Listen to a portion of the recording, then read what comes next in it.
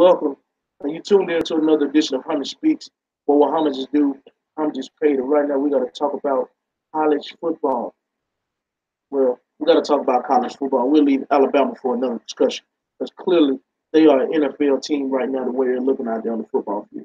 Tua has no business being in the college game. We are waiting on Alabama to even get in the game.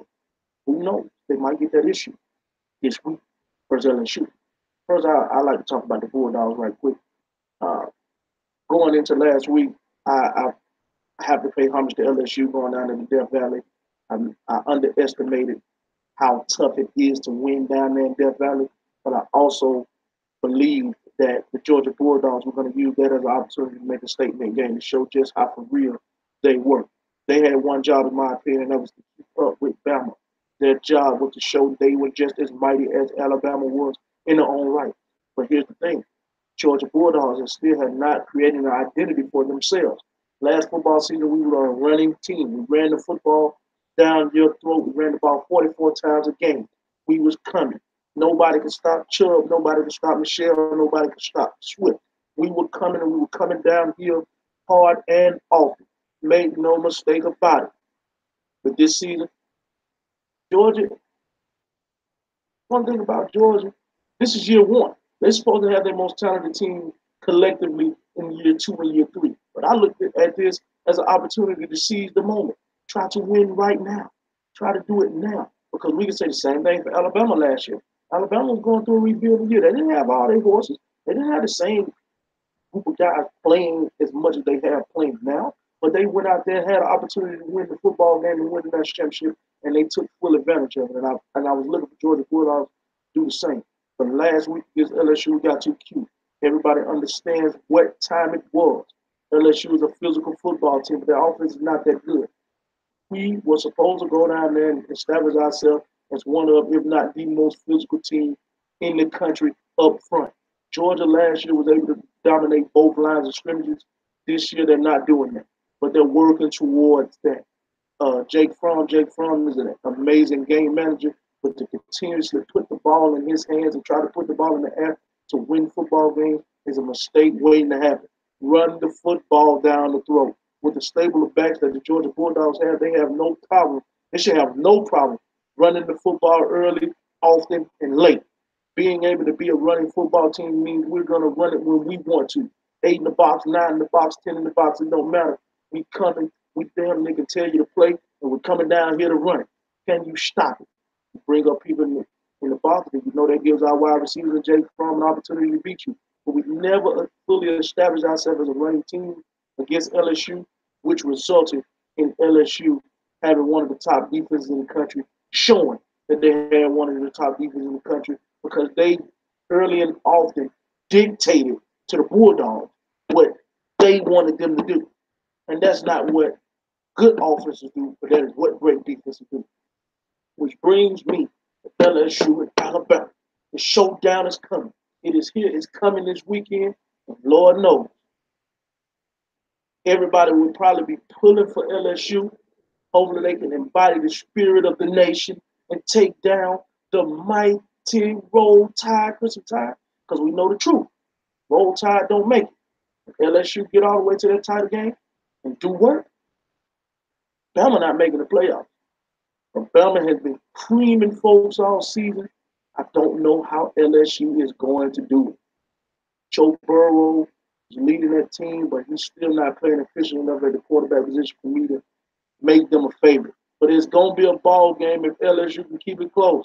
If that defense can figure out a way to contain the mighty Tua, get them in third and long situations, and put them in situations that they have not been in all season, or Tua has been in all his career, even though I don't think it's another pressure situation coming into the national championship game.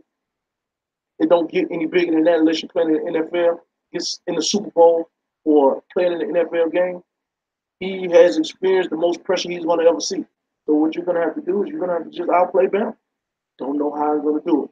I don't know if LSU has the kind of depth that a Georgia team can put out there and rotate his players. But Georgia got his own issue to deal with this weekend coming up against Florida. It's a rivalry, so take everything out the window.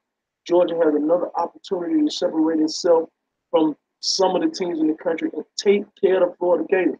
Florida Gators is a physical football team. They're going to come down here and they're going to try to beat you the same way LSU did, is by punching you in the mouth. Ohio State, come talk to me. Why are you throwing the football 73 times? I don't care if you got Tom Brady, Drew Brees. You cannot throw the ball 73 times in a football game and expect to win the game. That is too many times.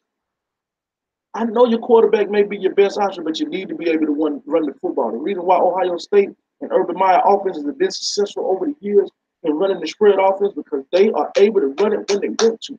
When they had Percy Harvin, they was running that counter whenever they wanted to. Power run game with Tim Tebow when they won the national championship with Ohio State, Zeke Elliott, Cordell Jones. We coming at you, and there's nothing you can do to stop it. It is power game. 22 power. We coming downhill. Zeke Elliott got in the NFL by doing just that. Downhill running. Ohio State went up there, thought it was sweet against Purdue. Purdue came with a great game plan. Purdue came with the right amount of energy, and they did not turn the football over. They made the plays when it was time to make plays. They didn't come in there intimidated. They came in there ready to do what they do.